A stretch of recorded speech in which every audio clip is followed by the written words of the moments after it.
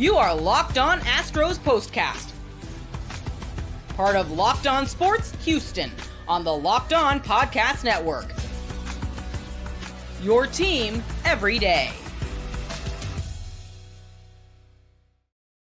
The Houston Astros plus Arizona Diamondbacks pitching plus playing at Minute Maid Park equal 2 consecutive days of very fun baseball for the hometown nine as they come out again today and absolutely crush Arizona, getting an 11-5 victory, improving to 77-65 on the season.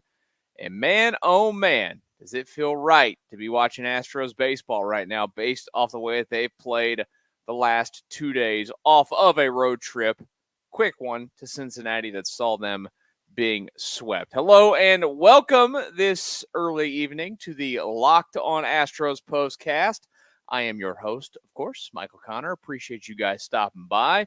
If you are new to this channel, please hit that subscribe button. Keep on coming back. We're on our climb to 2,000. You guys got us to 1,900 last night.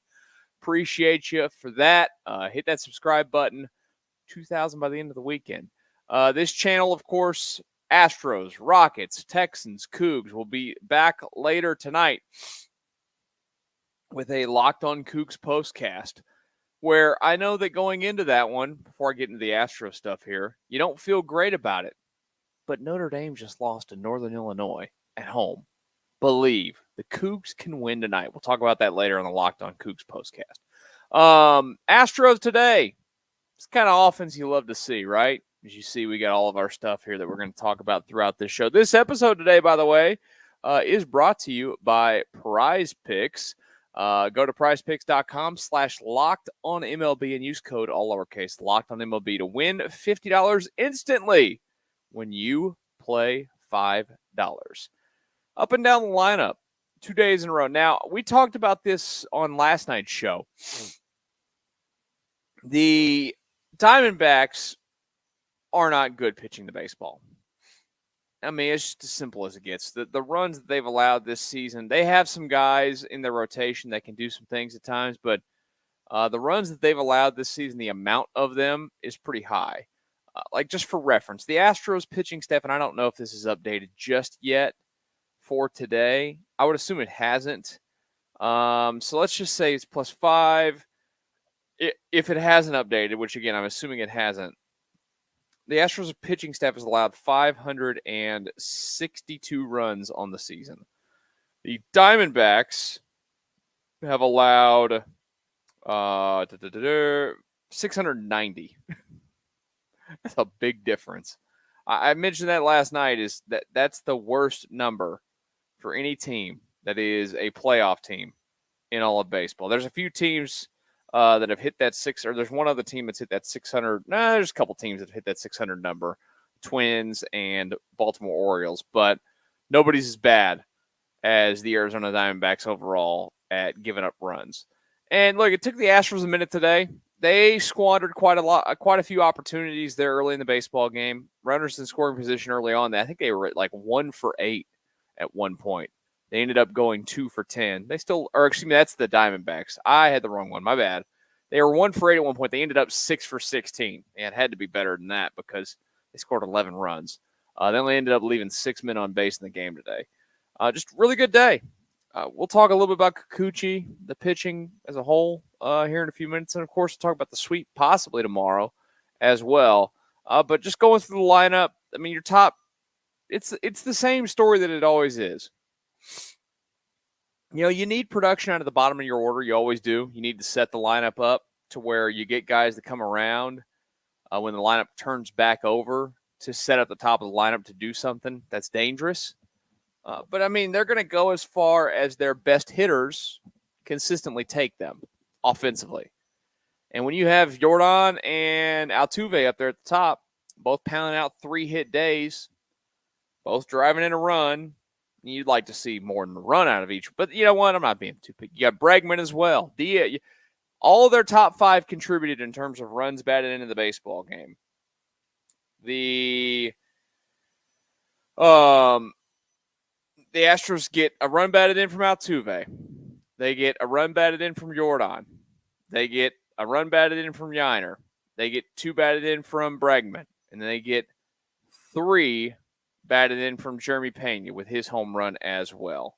Pena's shot, first home run, I believe, was since May or June at Minute Maid Park for Jeremy Pena. Again, just up and down the line. We can't forget Chaz at the bottom. Chaz is, hey, look, maybe getting a little reset there, down in AAA for a hot minute. Chaz has had some better swings of late. I'm not saying he's going to be back, but if he can at least be somebody that they can go to, like when they play a lefty, it'd be nice to put Chas McCormick in the lineup when they face a left-handed pitcher. And they did that today, and they got a couple of hits at him. They got a really huge hit. And he also turned on a baseball as well. So I like to be optimistic, especially when the baseball team goes out and wins a baseball game today. And that right there was enough reason for me to have some optimism that, hey, maybe Chas McCormick is getting a little bit right. Doesn't mean that he's back or he's going to be anything close to what he was last year, but just getting some hits.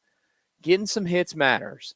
And he had a couple of those today and drove in a couple of key runs. The Astros exploded there in that 4th inning for a 4-run 4th. Also had a 5-run 6th.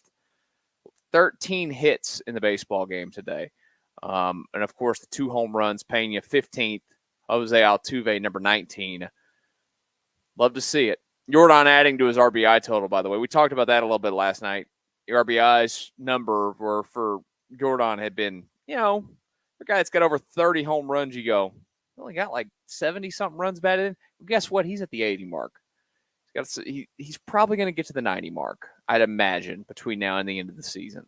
He's not going to get to 100, but, it is what it is. As long as they win the baseball games and he contributes in the way that he has recently, that is all that I am absolutely going to care about. That's all you guys are going to care about. And then the fact that they can set themselves up, hopefully, for a very deep run into the postseason is what matters the most. At this point, just get there. Do your thing. It doesn't matter how pretty, how ugly it is. And the good news is for the last 2 days, it has been about as pretty as you can get for this Astros baseball team. I'm a big fan of games when you go out. You scored 8 runs last night, shutting out the Diamondbacks. Today, you pour 11 onto them. So 19 runs in 2 games. You know what they should do tomorrow? Probably score another 11, get to an even 30 for the weekend. I think it'd be pretty cool. I'm sure you guys would sign up for it as well. So I'll call my shot right now. Sunday night baseball tomorrow night, Astros scoring another 11. They could give up 11 if Verlander goes out there and pitches like he has. We'll see about that. I don't want to – look at me. I'm being Debbie Downer. I'm sorry. I won't do that. Verlander's going to figure it out, guys. He's going to be good. I promise. Tomorrow will be a good day. We'll talk about that game coming up in just a bit, the importance of it, where Verlander is. Just getting a sweep, how big that would be for this club as they are 1 win away from it in this series after being swept in their last series. You'd love to see that bounce back. You'd absolutely love to see that bounce back for the Astros. Let's talk about Yusei Kikuchi's day. His first day as an Astro. Let's get into it here in just a second on the Locked On Astros Postcast. Right now, I want to tell you about Ibotta. And you know what? Summer is slowly winding down a little bit. That's okay. It's a good thing. Weather's a little bit more enjoyable. It's a beautiful day outside today. I mean, we're talking low humidity, down in the 80s, low 80s. It's going to be nice tonight. Next couple of days are going to be nice.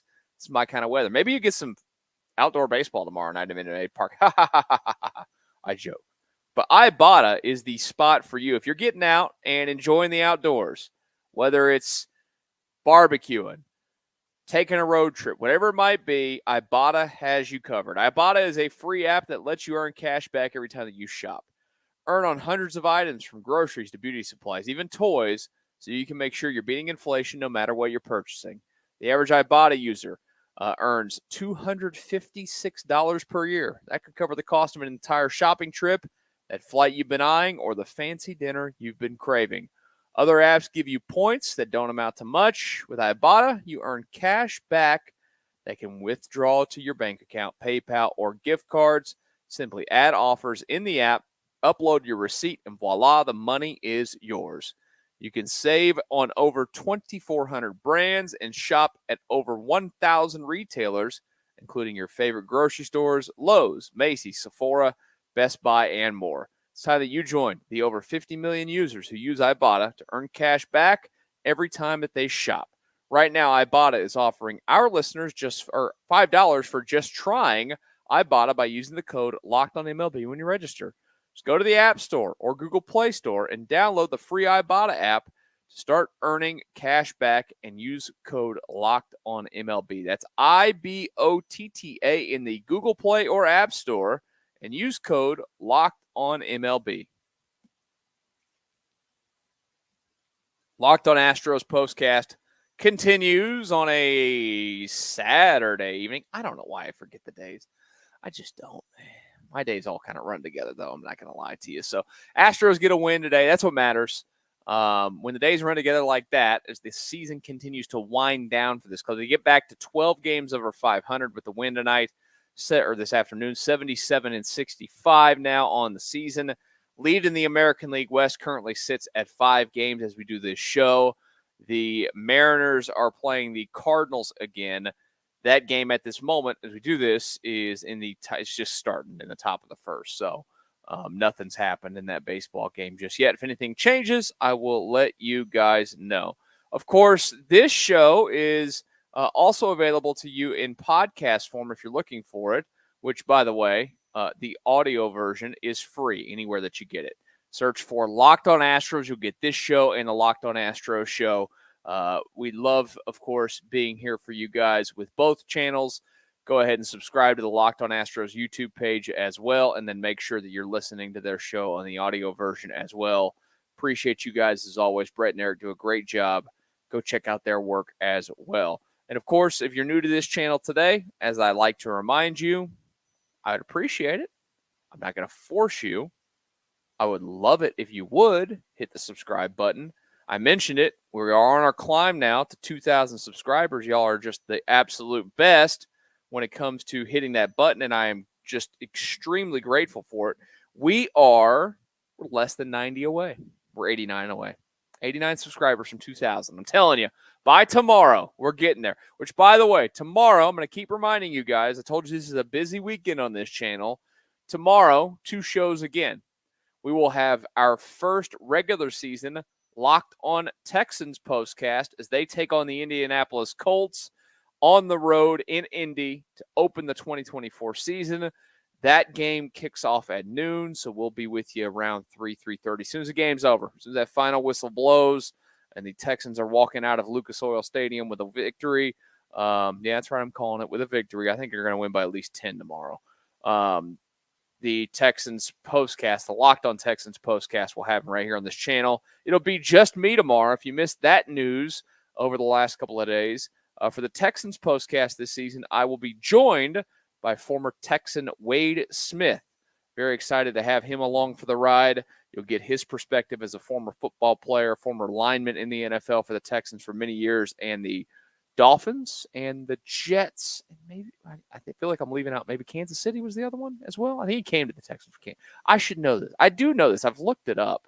But excited to have Wade along for the ride, talking Texans football. Again, join us tomorrow, or join me tomorrow. Wade will join us starting week 2. He's got a family commitment tomorrow. So, again, week 2, he'll be with us. But tomorrow, I'll be with you.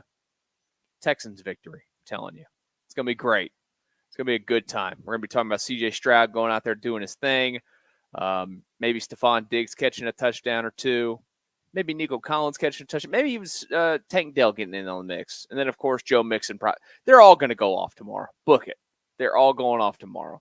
One guy that did not go off today for the Astros necessarily was Kikuchi. You say Kikuchi. A little bit more of a struggle today, but did get through 4 runs, 7 hits, 6 strikeouts, no walks. You like when there's no walks. Gave up a couple of home runs. His first just blah start. It wasn't horrible, but it wasn't good, obviously. I'm sure he's not happy with it. That brings his numbers now with the Astros. It's the first time he's given up 4 runs at a start. 7 starts in. Look, he keeps getting wins. With the Astros, he's 4-0 and 7 starts with a 3.07 ERA, 41 innings pitched. Strikeouts at 53 to 10 walks. Batting average against 195. That came up today because, again, 7 hits. And I think that's been the thing that I've harped on the most, that had been the most impressive with. And some of those hits that he gave up early in the baseball game, little flare shots, little bloopers, bleeders through the hole, whatever it might be. It wasn't a lot of hard contact early. Some of the contact got harder as it moved along. But I do appreciate a starting pitcher, that finds his way to settling enough overall to where he can grind through it. If he doesn't give it that one home run, obviously, the last one, it could be a guy giving up 3 runs today, and that's a quality start. But when you're playing this Diamondbacks team, look, a 4-run outing is, to me, a quality start because you're going to score a bunch against them. We saw it again today. It's 2 days in a row. I'm going to be surprised if the Astros don't score a bunch of runs again tomorrow. I really am going to be that. But again, he wasn't horrible. I don't think this changes anything about your thought. I know that we've talked a lot, and we're going to talk a lot about playoff rotations and what it might look like. How's Verlander going to factor into this, given how he's looked since he's come back from the injury? There's a lot of unknown. There's also the unknown of matchup game. You and I can sit here and predict as much as we want, but a lot of it comes down to matchups. Who matches up against who better? And, Kikuchi might not profile well against one team, or he might profile extremely well against the other team. Maybe he's game 3 starter. Because I'm telling you, I really do think it's kind of set in stone at this point. Games 1 and 2 of a postseason series right now, when you go in, again, it might not be this way, because we also have to factor in the fact that the Astros could, in that final weekend of the season, be playing for the 2nd seed in the American League. They're currently 5 games behind Cleveland for the 2nd best record for division winners in the American League. If you can get to that 2nd best record, you need to go for it. That guarantees you a bye where you don't have to go play in the wild card round. I know a lot of people are like, who cares about the wild card round? Like, you get through it, but it's still a potential 3 games that you have to play where you don't know. You have a guaranteed bye through it, you want it. So in that final weekend of the season, they could have to blow through, like if it lines up. What if it's Fromber, and then it's Brown, and then it's Kikuchi? Well, then you're setting yourself up for a game 1 where it's Verlander going a game 1 in the AL or in the wild card round, and then in game 2 you're having to come back if you're down on short rest with somebody. Like, there's a lot of variables to this scenario. Hopefully it all works out how they want it to. And if they get to that final weekend of the season and they see, first off, if it's just not attainable, like unless they swept, maybe they make a decision to just go ahead and take it to the house and start guys that, aren't going to start in that wild card round. So we'll see. Again, so much between now and then. Is Kikuchi the 3rd guy? Maybe. I think he is. But again, I think it all comes down to the matchup. I think that is going to be the determining factor for basically everything that they do. And if it's a matchup that benefits him, then I could absolutely see the scenario popping up where Yusei Kikuchi is pitching ahead of Justin Verlander. We'll see, though. Now, if he goes down this road where he keeps giving up 4 runs, then maybe we're talking about something different. I'm not saying that he's going to do that. I think he's going to pitch like he has. The Astros have tapped into pitch usage quite a bit to where it looks a lot better than it ever has for him in his big league career. And the results have been just that. And he's setting himself up possibly to have a nice free agency coming up this winter based off of what he's doing in this last couple of months of the season for the Houston Astros. Let's talk about tomorrow's baseball game. It is a Sunday night baseball game, which is brilliant because it allows us again here on this channel to handle the Texans game at noon with no conflict of Astros. We will get to the Astros later on in the night because of Sunday night baseball tomorrow night. But Justin Verlander will be out there on the mound. Let's talk about how big the sweep would be for this team, what you need to see out of Verlander, and all of that next year in the Locked On Astros Postcast. Right now, though, I need to tell you about PrizePicks. PrizePicks is America's #1 daily fantasy sports app with over 5 million active members. Did you know that? I bet you did, because I like to remind you of PrizePicks. It's the easiest and most exciting way to play daily fantasy sports. Unlike other apps, on PrizePicks, it's just you against the numbers. All you do is pick more or less on 2 to 6 player stat projections and watch the winnings roll in. Very cool thing going on in the month of September with PrizePicks. One Caleb Williams passing yard gets you one win on PrizePicks every week in September. That's right, only 1 yard gets you an automatic win every football weekend in September. 4 weeks of free W's. Don't miss out on this deal on PrizePicks, because when September ends, guess what? It's gone. That's right, it's gone. If you're out there racking in the wins, guess what? PrizePicks puts their members first. All withdrawals are safe, fast, and secure. My picks hit, I can get my money as quick as 15 minutes.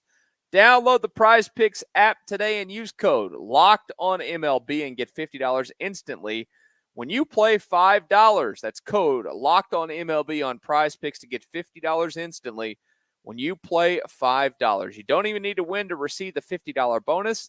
It's guaranteed. PrizePicks. Run your game. Locked On Astros Postcast on a Saturday after the Astros win. It is always a great day when the Astros win. And guess what? Tomorrow, they could go out and sweep. That's my sweeping. I look like I'm swinging a Jedi sword or whatever the heck it's called. I'll bring a broom next time. Next time they got a sweep coming up, I'll bring the broom in from the garage. Hopefully it's just not dirty. Astros looking to sweep tomorrow. Of course, when that game is over tomorrow night, we will be doing the Astros Postcast, the Locked On Astros Postcast. And again, I'll remind you, Texans will happen earlier in the day, and then we will do the Locked On Astros Postcast later in the evening, because they play Sunday Night Baseball, 6 o'clock. First pitch tomorrow night, 6:05, I believe. I'm pulling up the exact time. No, 6:10. I was wrong. Justin Verlander going to get the ball for the Astros up against Ryan Nelson. Verlander 3-5 with a 4.52 ERA. Nelson 10-6 with a 4.15. I mean, on paper, it screams hitter's paradise right now. I am going to be interested to see. I will say this: it's not the postseason. If you're going to the game tomorrow night, if I was you, I would want the roof open. The weather's fantastic. It's going to be a beautiful evening tomorrow night. I guarantee they're going to have the roof closed, and I think it's just an absolute shame. I don't mind it being closed because the players love it closed. They really do. That's why it's always closed for anybody that ever wonders. The players, the hitters, believe that the ball carries better with the roof closed, no matter what. They could have a wind blowing out. They just think it swirls too much down there, and they like the environment of it being closed. But this is a regular season game. This isn't a postseason game. There's just something about that ballpark when you're in it and the roof is open. It's just better. It is. It's a better ballpark when the roof is. It's a great ballpark both ways, but it's a better ballpark when the roof is open. I'm not going to be at the game, obviously. I'll be at home watching it because we didn't do this show after. But open the roof. The Rangers did it tonight up in Arlington. They've got the roof open. You can open the roof tomorrow evening at Minute Maid Park. You don't get a lot of these opportunities during the season. Open the roof. I would absolutely kill to sit out. There's nothing I love more than an evening when the weather is perfect and the roof is open there. It's just the absolute best. Open the roof. And it might help Verlander. What if the wind's blowing in? He does like to give up fly balls.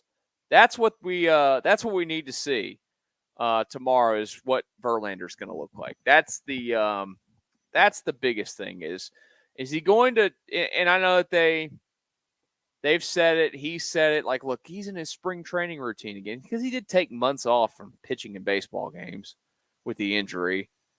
But he's working his way back. I'll give him a little bit of leniency. It's okay. But if he goes out there tomorrow night again and stinks up the joint, I'm going to go ahead and start, I'm not going to hit the panic, because the Astros, we've talked about before, the Astros don't need him to be elite to win baseball games. They don't.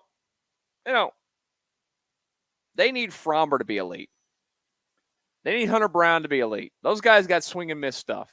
Verlander doesn't have that as much anymore.